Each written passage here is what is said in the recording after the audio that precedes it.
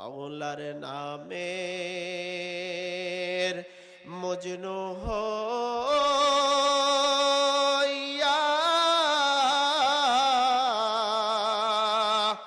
প্রেমে ডুব দিয়াছি ভাই। মাওলার নামের প্রেম সাগরে,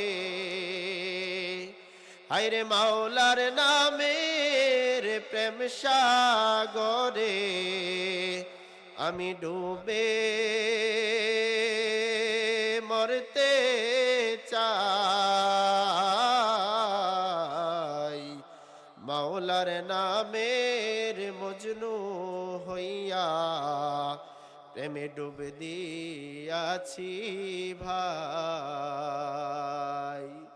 হরে আল্লাহর নামের মজনু হইয়া প্রেমে ডুব দিয়াছি ভাই। যখন মাওলার নামের জিকির চলে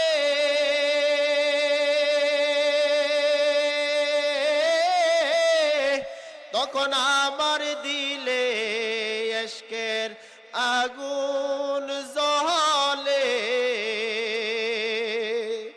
যখন মাওলার নামের জিকির চলে তখন আমার দিলে ইশকের আগুন জ্বলে। আল্লাহ তাআলা আমাদেরকে বানিয়েছেন আল্লাহর ইবাদত করার জন্য। আল্লাহ তাআলা বলেন,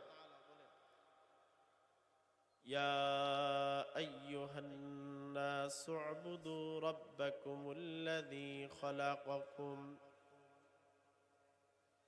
ইয়া আইয়ুহান নাসু উবুদু, হে লোক সকল তোমরা ইবাদত করো। আল্লাযী খালাকাকুম, যেই আল্লাহ তোমাদেরকে সৃষ্টি করেছেন। তোমরা ওই রবের ইবাদত করো যেই রব তোমাদেরকে সৃষ্টি করেছেন। অতএব আল্লাহ তাআলা বলেন, আমি আল্লাহ তাআলা তোমাদেরকে সৃষ্টি করলাম, আমি আল্লাহ তাআলার তোমরা ইবাদত করো। আল্লাহ তাআলা এক আয়াতে বললেন, জিন এবং মানুষকে সৃষ্টি করলাম আমার ইবাদত করার জন্য। অপর আয়াতে আল্লাহ বললেন, আমি তোমাদেরকে বানাইলাম আমি আল্লাহর ইবাদত করার জন্য। আপনি যদি বলেন আল্লাহ, কতদিন পর্যন্ত আপনার ইবাদত করব? আল্লাহ তাআলা বলেন, ওয়া'বুদু রাব্বাকা হাত্তা ইয়াতিয়াকাল ইয়াকিন। গোলাম তুমি ইবাদত করবা আমার তোমার মৃত্যু পর্যন্ত। সুবহান। কতদিন আল্লাহর গোলামি করবেন? আরো জোরে বলেন, কতদিন? মৃত্যু পর্যন্ত। হায়াত যতদিন থাকবে আল্লাহর গোলামি ততদিন থাকবে। এরকম যদি হয়ে যায়, যদি নিজের জিন্দেগিটা আল্লাহর গোলামি ওয়ালা জিন্দেগি হয়ে যায় তো আল্লাহ তাআলার কাছে বড় দামি হয়ে যায়। কেউ যদি আল্লাহর গোলামি করতে করতে সাক্ষী দেয় যে আল্লাহ আমার রব, আল্লাহ ছাড়া আমার এর কেউ নাই, আল্লাহ তাআলা বলেন তার চিন্তাও নাই, কোনো ভয়ও নাই। ইন্নাল্লাযীনা ক্বালু রাব্বুনাল্লাহ সুম্মা ইসতাকামু ফালা খাউফুন আলাইহিম ওয়ালা হুম ইয়াহজানুন।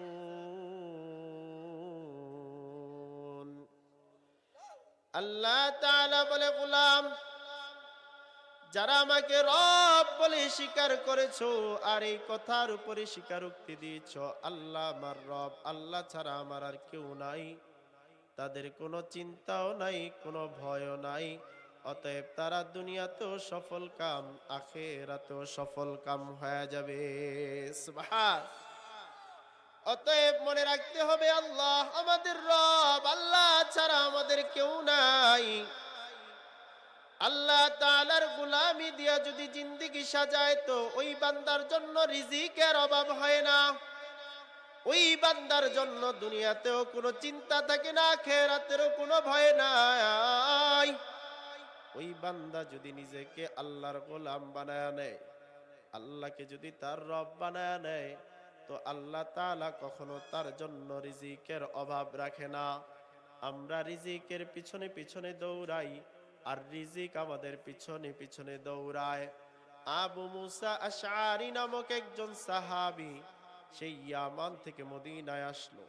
মদিনায় আসার পর তারা কিছু খাবার নিয়ে আসলো সঙ্গে করে। সব খাবার শেষ হয়ে গেল।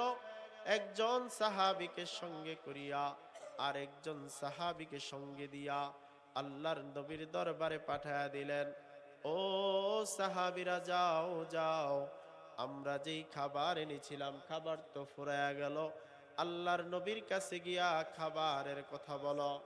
আল্লাহর নবীর কাছে গেলে আল্লাহর নবীর দরজার সামনে দাঁড়ায়া গেছি। আল্লাহর নবী ঘরের ভিতর থেকে কোরআনের তেলাওয়াত করে, ওয়ামা মিন দাব্বাতিন ফিল আরদি ইল্লা আলাল্লাহি রিজকুহা। জোরে জোরে চিল্লায়া বলেন আল্লাহু আকবার। এমন আয়াত যখন শুরু করলেন, সাহাবী দুইজন দরজায় দাঁড়াইয়া যখন এই কোরআনের তেলাওয়াত শুনলেন, সঙ্গে সঙ্গে ওই জায়গা ছাড়িয়া আবার মজমার মধ্যে চলে আসলেন। মজমায় আসিয়া সাহাবী আবু মুসা আশআরীকে ডাক দিয়া বলে, ও আবু মুসা আশআরী, আমরা আল্লাহর নবীর দরবারে গিয়েছিলাম, আল্লাহর নবীকে খাবারের কথা বলেছিলেন। এই কথা বললে সাহাবী দুইজন চুপ করে বসে যায়। চুপ করে বসে থাকার পর আবু মুসা আশআরী মনে করেছেন হয়তো সাহাবী দুইজন রাসূলুল্লাহর কাছে খাবারের কথা বলেছেন, খাবার চলে আসবে, কোনো চিন্তা নাই। কিছুক্ষণ পরে তাকায় দেখে দুইজন ব্যক্তি অনেকগুলো খাবার নিয়ে হাজির হয়ে গেছে। আবু মুসা আশআরী মনে করেছেন আল্লাহর নবী হয়তো এই খাবার পাঠিয়েছেন। সব সাহাবীদের মধ্যে বন্টন করে দিলেন। বন্টন করে খাওয়ার পর আরো কিছু খাবার অতিরিক্ত রয়ে গেল। এই খাবারগুলো আবু মুসা আশআরী আল্লাহর নবীর দরবারে পাঠিয়ে দিলেন। আল্লাহর নবীর দরবারে পাঠানোর পর আল্লাহর নবীকে ডাক দেয়া বলে, ও পয়গম্বর, আপনি যেই খাবার পাঠিয়েছেন সব সাহাবীরা খাবার খাওয়ার পর এই খাবারগুলো অতিরিক্ত রয়ে গেল, আপনার দরবারে আবার পাঠাইলাম। আল্লাহর নবী ডাক দিয়া কয়, আবু মুসা আশআরী, আমার কাছে তো কেউ খাবারের জন্য আসে নাই, আমি তো কাহারো জন্য খাবার পাঠাই নাই। আবু মুসা আশআরী দৌড়ায়া দুই সাহাবীকে ডাক দিয়া বললেন, কি ব্যাপার, আল্লাহর নবীর কাছে কি খাবারের কথা বলো নাই? সাহাবীরা ডাক দিয়া বলে, ও আবু মুসা আশআরী, আমরা আল্লাহর নবীর রওজার পাশে যাইয়া আমরা আল্লাহর নবীর দরজায় গিয়া দাঁড়াইলাম, ভিতর থেকে কোরআনের তেলাওয়াত শুনলাম, ওয়ামা মিন দাব্বাতিন ফিল আরদি ইল্লা আলাল্লাহি রিজকুহা। এই তেলাওয়াত যখন শুনলাম, আল্লাহর নবী কোরআনের তেলাওয়াত করলো, আমরা বুঝে নিলাম খাবারের মালিক তো পয়গম্বর না, রিজিকের মালিক তো পয়গম্বর না, আল্লাহ তাআলা হলেন রিজিকের মালিক। অতএব আমরা পয়গম্বরকে কেন জানাবো? আমরা তো সঙ্গে সঙ্গে আল্লাহর কাছে জানাইলাম, আল্লাহ আপনার সফরে আসলাম, দ্বীনের দাওয়াত নিয়ে আসলাম, আমরা মুসলমান হয়ে গেলাম, রিজিকের অভাব হয়ে গেল, ওগো আল্লাহ আপনার পক্ষ থেকে রিজিক পাঠায়া দেন। এই কথা বলতে দেরি আল্লাহর নবী ডাক দিয়া কয়, আবু মুসা আশআরী রে, আমার বুঝতে দেরি নাই, তোমাদের জন্য যেই খাবার নিয়ে আসছেন এরা কোনো সাধারণ মানুষ না, স্বয়ং আল্লাহ তাআলা তোমাদের জন্য আসমান থেকে জান্নাতি খাবার পাঠায়া দিছে। অতএব রিজিকের মালিক কে? আরো জোরে চিল্লায় বলেন, রিজিকের মালিক কে?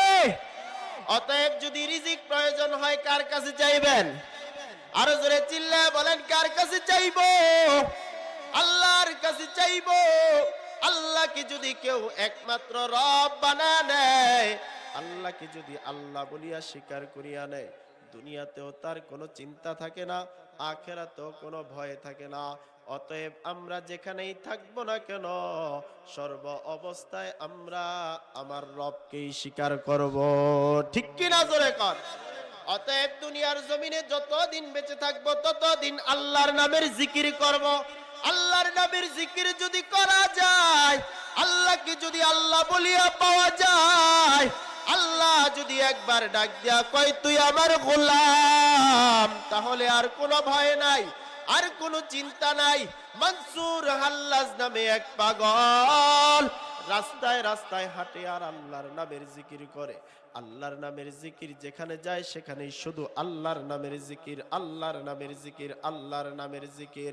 এক পর্যায়ে মনসুর হাল্লাজ নিজের দিকে নিজে তাকায়া ডাক দিয়া বলে, হাজার মে তেরা রঙ্গ বু হে, जिधर देखता हो इधर तू ही तू है, मन्ना मी गो यम अनल हक यारे मी गो यम बगो, চোনো মি গো ইয়াম্মুরা দিলদারে মি গো ইয়াম্বগো।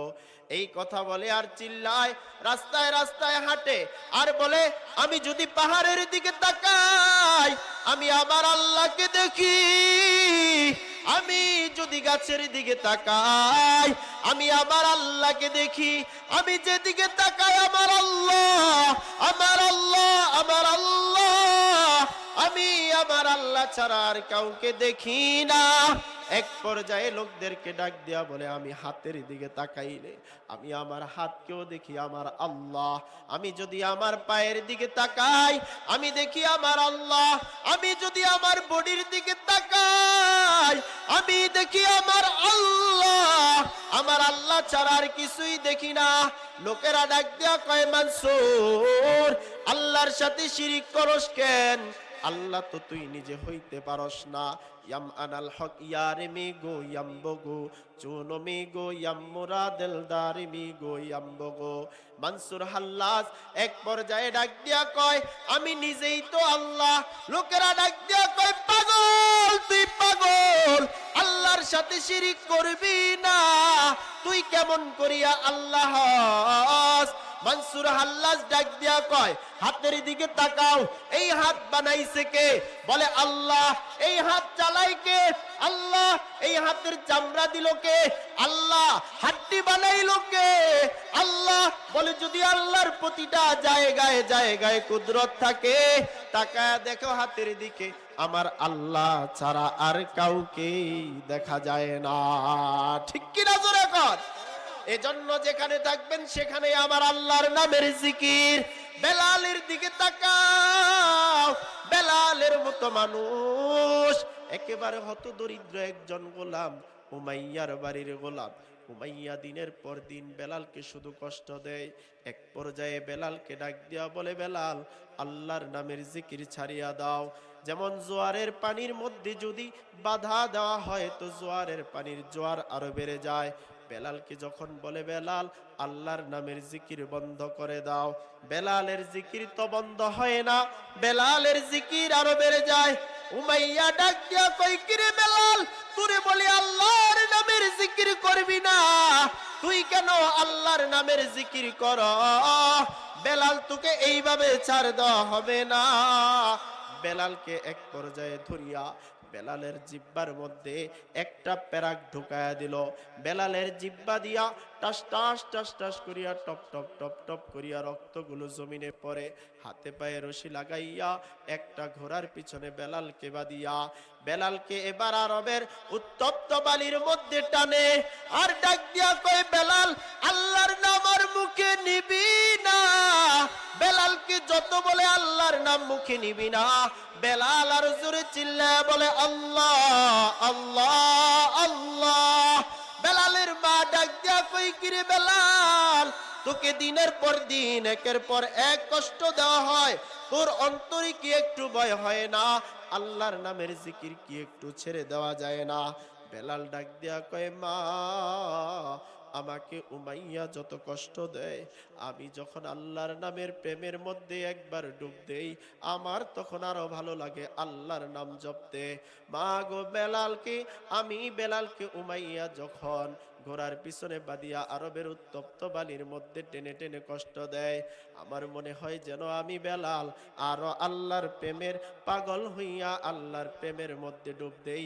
তখন আমি আল্লাহর নাম নিতে আরো বেশি পছন্দ করি। আমি না চাইলেও আমার জিহ্বা আল্লাহর নামের জিকির করে মা। অতএব আমি মাওলার পাগল, আমি মাওলার নাম ভুলতে পারি না। সবকিছু আমি ছেড়ে দিতে পারি রে মা। আমার আল্লাহর নামের জিকির যখন শুনি তখন আমি পাগলের মতো হয়ে যাই।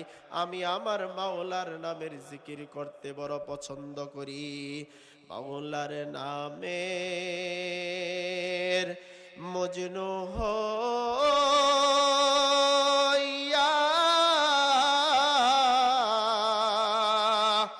প্রেমে ডুব দিয়াছি ভাই।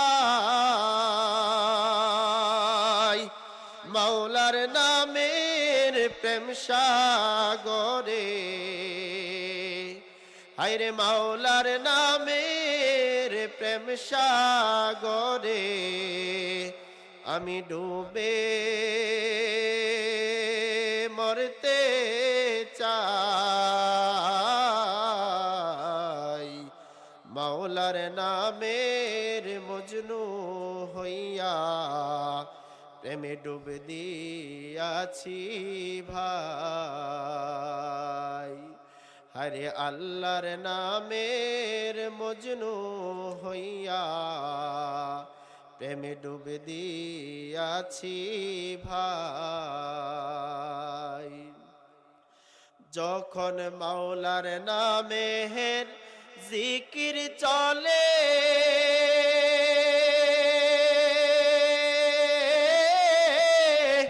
তখন আমার দিলে ইশকের আগুন জ্বলে।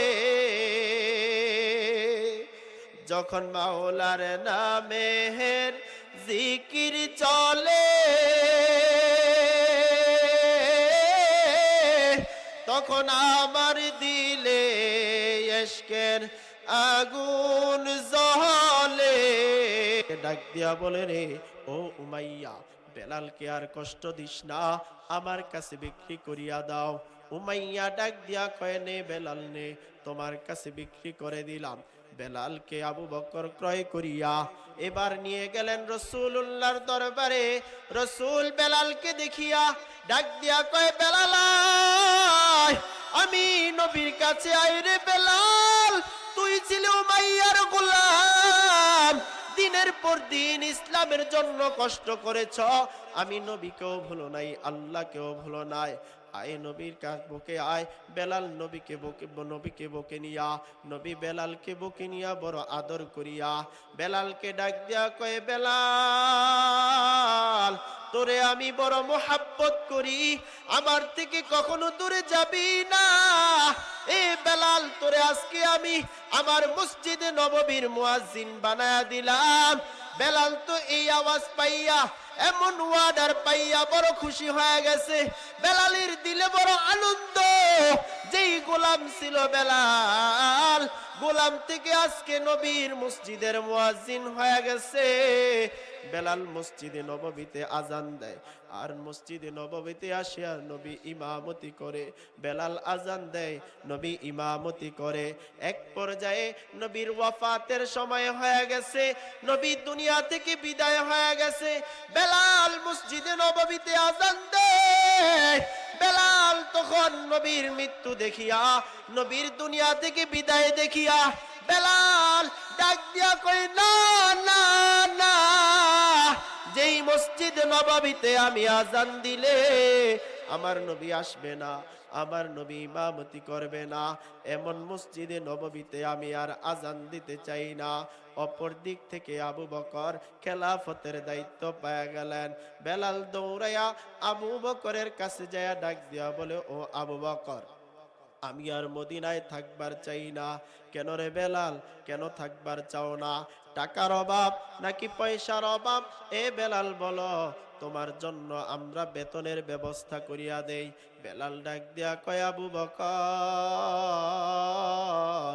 আমার টাকারও অভাব নাই, আমার পয়সার অভাব নাই, তাহলে কিসের অভাব রে বেলাল? বেলাল ডাক দিয়া কয়, আবু বকর, আপনিও নবীকে মোহাব্বত করেন, আমিও নবীকে মোহাব্বত করি। বেলাল ডাক দিয়া কয়, আবু বকর, আপনি নবীর রওজা দেখলে আপনার কাছে কেমন লাগে আমি জানি না, কিন্তু আমি বেলাল যদি নবীর রওজা দেখি আমার দিল আর সহ্য করতে পারে না, আমার দিল ভেঙ্গে চুরমার হয়ে যায়। সুবহানাল্লাহ। বেলাল এই কথা বলার পর আবু বকর বলে, বেলাল, তোর দিলের ভিতরে নবীর মোহাব্বত আমি জানি, তোকে চাইলো আর আটকায় রাখা যাবে না রে বেলাল। যা যা, মদিনা ছাড়বার চাইছো রুখসত দিয়া দিলাম, যা মদিনা ছেড়া চলা যা। বেলাল দৌড়ে আর নবীজির রওজার পাশে দাঁড়ায় গেছে, ডাক দিয়া কয়, ইয়া রাসূলুল্লাহ ওয়া ইয়া হাবিবাল্লাহ, নবী গো আমার, ও নবী আমার, আপনি মসজিদে নববীতে ইমামতি করতেন আর আমি আজান দিতাম, আজকে নবী মদিনায় নাই, আমি বেলালও আর মদিনায় থাকবার চাই না গো নবী। আমি বেলালও মদিনা ছাড়লাম, আমি মদিনা ছেড়ে সেই সুদূর দামেশকে চলে গেলাম। আল্লাহর নবীর কাছ থেকে বিদায় নিয়া বেলাল তার গাঠুরিটা নিয়া এবার সুদূর দামেশকে চলে গেল। একদিন যায়, 2 দিন যায়, মদিনার মধ্যে আর বেলালের আজান শোনা যায় না। এক এক করে 6 মাস অতিবাহিত হয়ে গেছে, বেলাল মদিনায় নাই, মদিনার মধ্যে আর বেলালের আজান শোনা যায় না। হঠাৎ করে একদিন রাতের বেলা বেলাল ঘুমায়, আল্লাহর রাসূল যাইয়া বেলালকে ডাক দিয়া বলে, স্বপ্ন যোগে বেলালকে ডাক দিয়া বলে, কিরে বেলাল, কত মানুষ আমি নবীর রওজার পাশে দাঁড়াইয়া আমাকে সালাম জানাই রে বেলাল, তোর কি মনে চায় না রে বেলাল, আমি নবীর রওজার পাশে দাঁড়াইয়া একটা সালাম দিবি? আল্লাহর নবীকে যেই বান্দা স্বপ্নে যোগে দেখে ওই বান্দা সত্যই তো নবীকে দেখলো। কারণ আল্লাহর নবী বলে, মান রাআনি ফাকাদ রাআনি, যেই ব্যক্তি আমাকে দেখলো, মান মানা ফিল মানামি ফাকাদ রাআনি, যেই ব্যক্তি আমাকে স্বপ্ন দেখে দেখলো সে তো সত্যিই আমাকে দেখলো। বেলাল নবীকে স্বপ্ন যুগে দেখলেন। বেলালকে আল্লাহর নবী ডাক দেয়, বেলাল আয় আয় আয়, মদিনায় একবার আইসা আমি নবীর রওজার পাশে দাঁড়াইয়া আমাকে সালাম দে। বেলালকে নবী ডাকে, আয় বেলাল আয় মদিনায় আয়, আয় বেলাল আয় মদিনায় আয়, আমার থেকে দূরে যাইস না।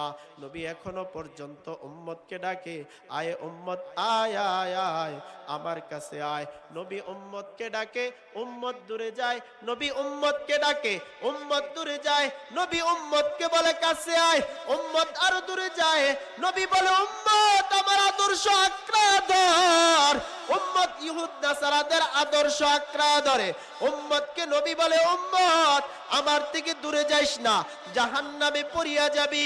উম্মত নবী থেকে দূরে সরিয়া জাহান্নামের রাস্তা বাঁচিয়া নেয়। এই জন্য তো দেখা যায় আজকে বাংলার জমিনের মধ্যে যখন মুসলমানেরা আল্লাহর রাসূলের দাড়ি কাটিয়া আদর্শ থেকে দূরে সরে গেল, যখন মুসলমানেরা জুব্বা ফালায়া ইহুদ নাসারাদের টি-শার্ট পরতে শুরু করলো, যখন মুসলমানেরা টাইট প্যান্ট পরতে শুরু করলো, যখন মুসলমানেরা মাথার টুপি ফালায়া দিল, তখন ইহুদ নাসারারা বুঝলো এখনই তো সময় মুসলমানদের মধ্যে বিচ্ছিন্ন করে দেওয়ার, ঈমান তো মরে যাওয়ার পথে। এমন সময় ইহুদ নাসারারা এমন একটা সময় পাইয়া আজকে মুসলমানদের মধ্যে দ্বন্দ্ব লাগাইয়া আজকে মুসলমানদের ঈমান নিয়ে চিনিমিনি খেলতে শুরু করেছে। ঠিক কিনা করে কও? এজন্য ভাইরা আমার, এখনো পর্যন্ত সময় আছে, সবকিছু ছাড়ো, বেলালের মতো নবীর মোহাব্বত অন্তরে জাগায়া তোলো। যদি বেলালের মতো নবীর মোহাব্বত অন্তরে জাগায়া তোলা যায় তাহলে তুমি সফল কাম হয়ে যাবা। বেলাল এমন স্বপ্ন দেখিয়া নবীর রওজার দিকে দৌড়, মদিনার দিকে দৌড়ায় নবীকে দেখার জন্য, নবীর রওজার পাশে আসার জন্য। বেলাল রাতের বেলায় গাঠুরিটা কাঁধে নিয়া এবার মদিনার দিকে দৌড়ায়। আর মদিনার ছোট্ট ছোট্ট বাচ্চারা ডাক দিয়া কয়, ও মা তাকায় দেখো বেলাল আসে। ও মা, যেই রাস্তা দিয়া বেলাল হাঁটতো ওই রাস্তা দিয়া তো আমার নবীও আসতো। মাগো, আজকে তো বেলাল আসে, আমার নবী কি আসবে নাকি? মা ডাক দিয়া কয়, না রে সন্তান, না, বেলাল আসে কিন্তু আর পিছন পিছন নবী আসবে না। কারণ বেলাল তো এমন ছিল যেই রাস্তা দিয়া নবী হাঁটতো, বেলাল ওই রাস্তা দিয়া আগে আগে হাঁটতেন। আর রাস্তার মধ্যে যেই কষ্টদায়ক বস্তুগুলা ছিল ওইগুলাকে বেলাল নিজের হাতে হাতে সরায়া দিতেন। এই জন্য বাচ্চারা মনে করেছে বেলাল যেহেতু আসবে হয়তো নবীও আসে। মা ডাক দিয়া কয়, না রে সন্তান, না, বেলাল আজকে মদিনায় আসলো, পয়গম্বর আজকে আর মদিনার মধ্যে আসবে না। বেলাল মদিনায় আসার পর নবীর রওজার পাশে দাঁড়াইয়া নবীকে সালাম জানায়া দিলেন, আসসালাতু আসসালামু আলাইকা ইয়া রাসূলুল্লাহ, আসসালাতু আসসালামু আলাইকা ইয়া হাবিবাল্লাহ। নবী আমার, আপনি আমাকে স্বপ্ন যুগে ডাকলেন, আমি না আইসা পারি না। ও পয়গম্বর, আপনার মোহাব্বত অন্তরে, মদিনায় থাকলে আপনার বিয়োগ বেদনা সহ্য করতে পারবো না, এই জন্য মদিনা ছাড়লাম, সুদূর দামেস্কে চলে গেলাম গো নবী। আপনি ডাকলেন, আপনার রওজার পাশে আইসা দাঁড়ায় গেলাম। মসজিদে নববীর পাশে বেলাল গিয়া দাঁড়াইলেন। সাহাবীরা খবর পায়া গেল বেলাল আসছে, বেলাল আসছে। সব সাহাবীরা দৌড়ে আসলো, ডাক দিয়া কয়, বেলাল, আজকে 6 মাস অতিবাহিত হয়ে গেল, তুমি মদিনায় নাই। ওঠো রে বেলাল, একবার আজান দাও। ওঠো বেলাল, রাতে সময় বয়ে যায়,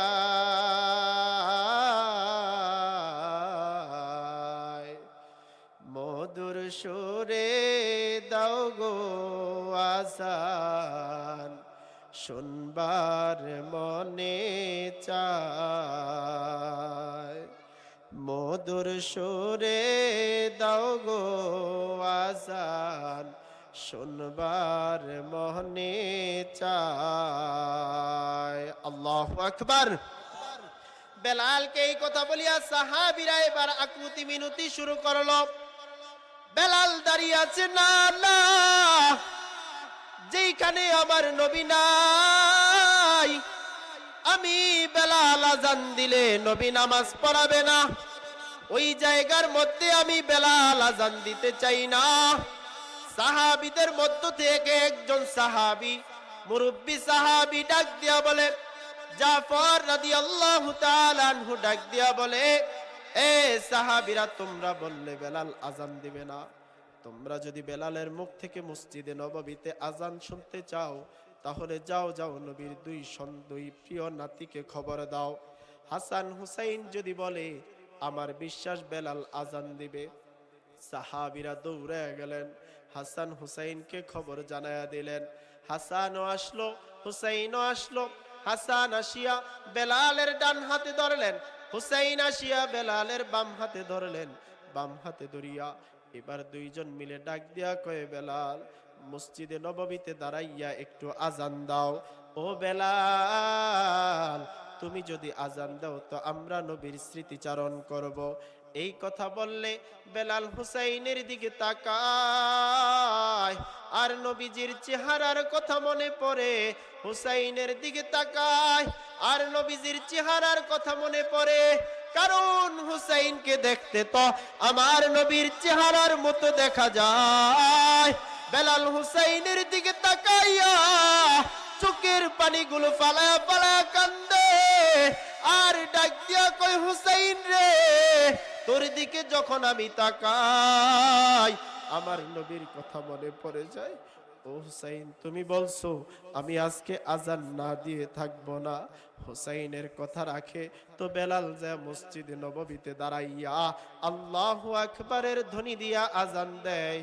সব সাহাবীরা চোখের পানি ফালায় আর কান্নাকাটি করি, কারণ নবীর কথা প্রত্যেকের দিলের মধ্যে মনে পড়ে গেছে। যেই সাহাবীরা বেলালের খবর পায় নাই, ওই সাহাবীরাও দৌড়ায় বেলাল মসজিদে নববীতে আজান দেয়। আয় আয় আয়, নবী তো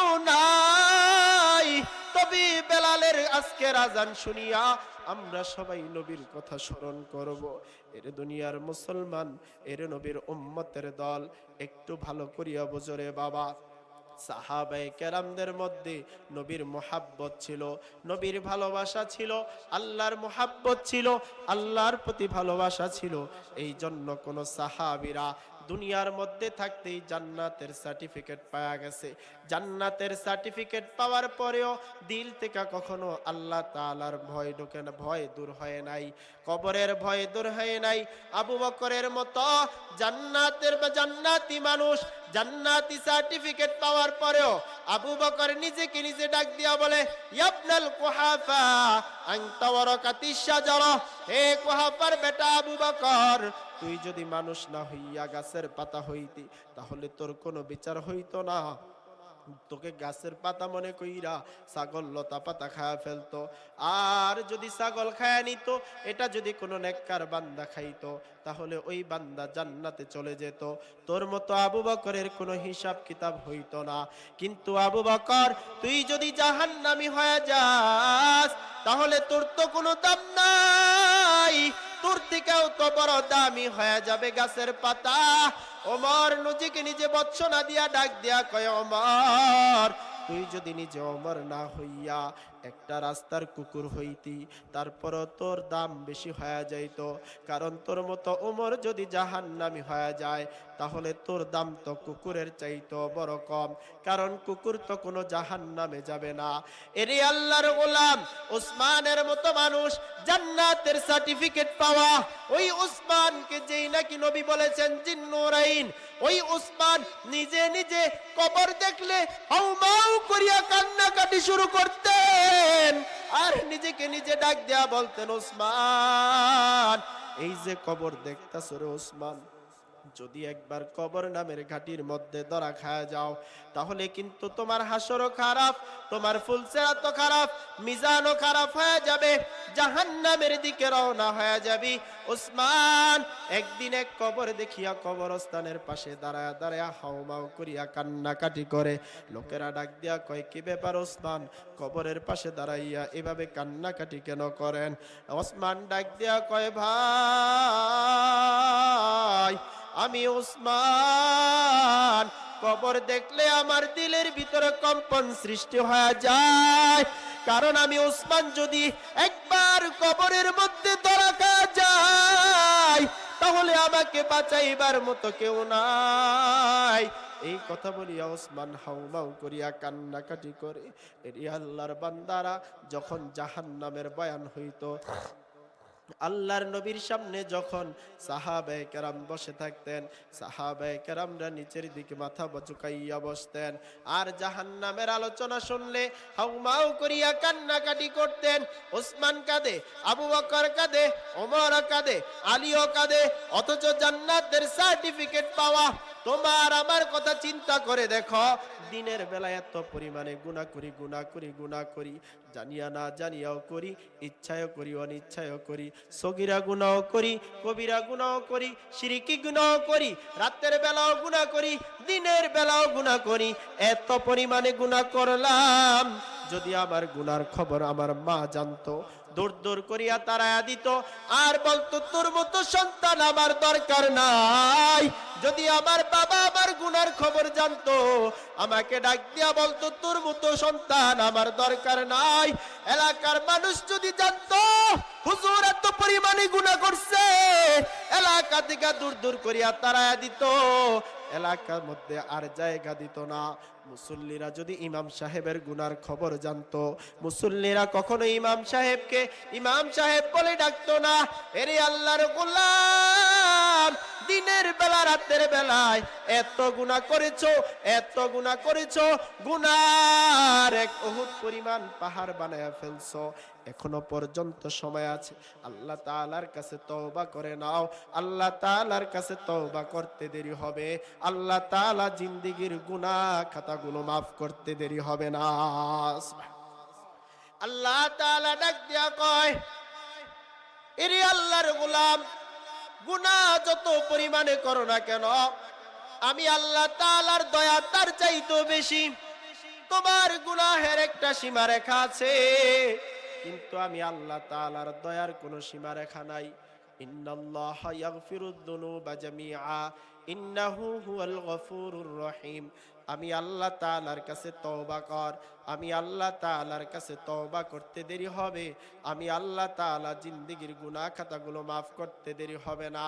এরে আল্লাহর বান্দা, যত গুনাহ করো না কেন আল্লাহর কাছে তওবা করবা, আল্লাহ সঙ্গে সঙ্গে মাফ করে দিবেন। হাসান বসরির জামানায় একজন যুবক দিনের বেলা রাতের বেলা জানিয়া না জানিয়া সব রকমের গুনাহ করে। বৃদ্ধ মা সন্তানকে নিয়ে বড় বিপদের মধ্যে আছে, সব সময় মদ পান করে। বৃদ্ধ মা দৌড়ায়া হাসান বসরির কাছে গিয়া হাজির। হাসান বসরিকে ডাক দেয়া কয়, হাসান বসরি, আমার একটা সন্তান, আমার মা নাই, আমার বাবা নাই, আমার স্বামীও নাই, আমার একটা সন্তান, আমি তারে বড় কষ্ট করিয়া লালন পালন করিয়া বড় করলাম। আজকে খারাপ লোকদের সাথে চলতে চলতে মদ পান করতে করতে জিন্দেগিটা পুরো শেষ করে দিল। এ হাসান বসরি, তোমার কাছে আসলাম, আমার সন্তানটাকে একটু তওবা পড়ায়া দাও। হাসান বসরিকে বলতে দেরি, হাসান বসরি সন্তানকে তওবা পড়ায়া দিলেন। যুবক দুই একদিন পর্যন্ত সঠিক পথে চলার পর আবার সে মদ পান করতে শুরু করছে। আবার কিছুদিন পরে বৃদ্ধা মা দৌড়ে আসছে, হাসান বসরিকে ডাক দেয়া কয়, ও হাসান বসরি, আমার সন্তানকে তওবা করিয়েছেন, সন্তান তো তওবা রাখতে পারে নাই, আবার আমার সন্তানকে একটু তওবা পড়ায়া দেন। হাসান বসরি আবার তওবা পড়ায়া দিলেন। কিছুদিন অতিবাহিত হয়ে গেল, আবার দৌড়ে আসছে, ডাক দেয়া কয়, হাসান বসরি রে, তোমার কাছ থেকে আমার সন্তানের ব্যাপারে তওবা করা নেই, আমার সন্তান তওবা করে ঠিক, কিন্তু তওবা রাখতে পারে নাই। হাসান বসরি ডাক দিয়া কয়, তোমার সন্তানের ব্যাপারে আমার কাছে আর আসবা না, তোমার সন্তানকে আমি আর তওবা করাইতে চাই না, তোমার সন্তান বড় নাফরমান হয়ে গেছে। এই কথা বলিয়া দূর দূর করিয়া তাড়াইয়া দিল। যুবক ভাই কিছুদিন পরে দুনিয়া থেকে বিদায় নিয়ে অন্ধকার কবর পথের যাত্রী হয়ে গেল। দৌড়ে বিদ্যা মারছে, হাসান বসরিকে ডাক দিয়া কয়, হাসান বসরি, ও জামানার বুজুর্গ আল্লাহ ওয়ালা, আপনার কাছে দৌড়ে আসলাম, আমার সন্তান দুনিয়াতে নাই, আমার সন্তানটা দুনিয়া থেকে বিদায় নিয়ে অন্ধকার কবরের যাত্রী হয়ে গেল। আপনি যদি একটু আমার সন্তানের জানাজায় যান, অথবা এমন হতে পারে আপনি যদি জানাজা পড়ান, আপনার জানাজার বদৌলতে আল্লাহ তাআলা আমার সন্তানকে মাফ করে দিবে। হাসান বসরি ডাক দিয়া কয়, এতবার করিয়া তওবা করাইলাম, তোমার সন্তান তওবা রাখতে পারে নাই, মদ পান করেছে, মদ পান করেছে, তার জানাজার মধ্যে যদি আমি হাসান বসরি যাই, তাহলে এলাকার যত জিনাকারী আছে, যত সুদখোর আছে, যত গুনাহগার আছে, সবাই দৌড়ে আমার কাছে আসবে আর ডাক দিয়া বলবে, হাসান বসরি, আমার জানাজা পড়ায়া দেন, আমার আত্মীয় স্বজনদের জানাজা পড়ায়া দেন, অতএব তোমার সন্তানের জানাজার মধ্যে আমরা যেতে চাই না।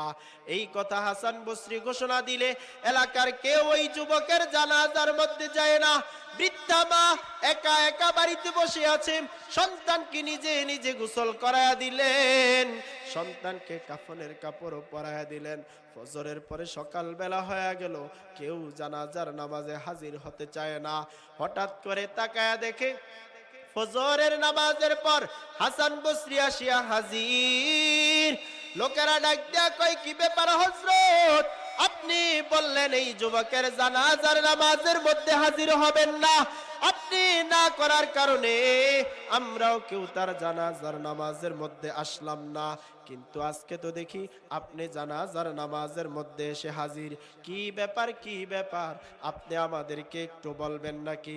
হাসান বসরি ডাক দিয়া কয়, এলাকার মানুষের আরে ভালো করে শোনো, আমিও বলেছিলাম তার জানাজার মধ্যে আসবো না, কিন্তু সরকারে দু জাহা মুহাম্মাদুর রাসূলুল্লাহ রাতের বেলা আসিয়া আমাকে ডাক দিয়া কয়, হাসান, যেই যুবকের জানাজার মধ্যে যেতে চাও নাই, ওই যুবক মৃত্যুর আগে দিয়া আল্লাহর কাছে তওবা করেছে, গো আল্লাহ হাসান বসরির কাছে আমি তওবা করেছিলাম, তওবা রাখতে পারি নাই। তবে এবার যদি আমাকে হায়াতের জিন্দেগিতে বাঁচায়া রাখেন, আমি হাসান বসরির পিছন পিছন চলবো, আর কখনো তওবা ভঙ্গ করব না। দুনিয়াতে যতদিন বাঁচি আপনার গোলামি করব।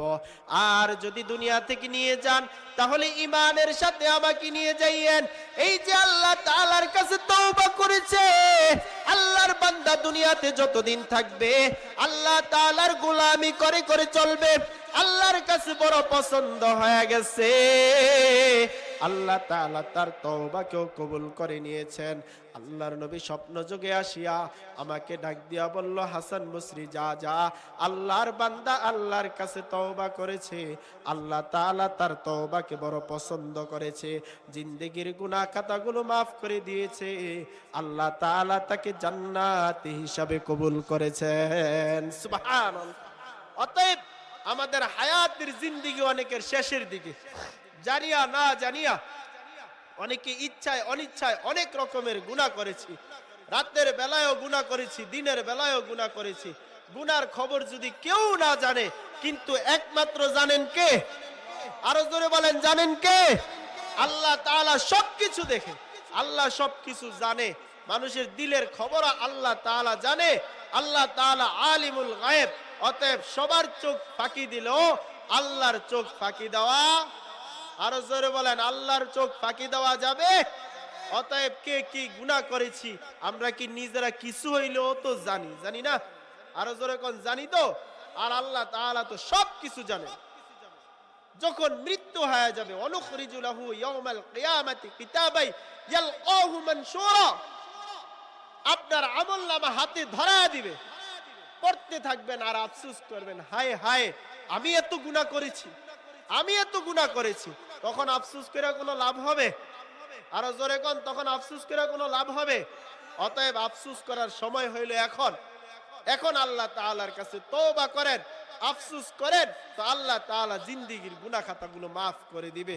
আল্লাহ তাআলা আমাদের সবাইকে দুনিয়া থেকে বিদায় নেওয়ার আগে আমাদের জিন্দেগীর যত গুনাহ আছে সব গুনাহ থেকে তওবা করবার তৌফিক দান করুক। সকলে বলি আমিন। আরো জোরে বলে আমিন। আল্লাহ আপনি আমাকে এবং যারা আজকের এই বয়ান শুনেছে সবাইকে কবুল করে নেন। আমাদের প্রত্যেকের জিন্দেগীর সমস্ত গুনাহ খাতাগুলো maaf করে দেন। ওয়া আখির দাওয়ানা আনিল হামদুলিল্লাহি রাব্বিল আলামিন।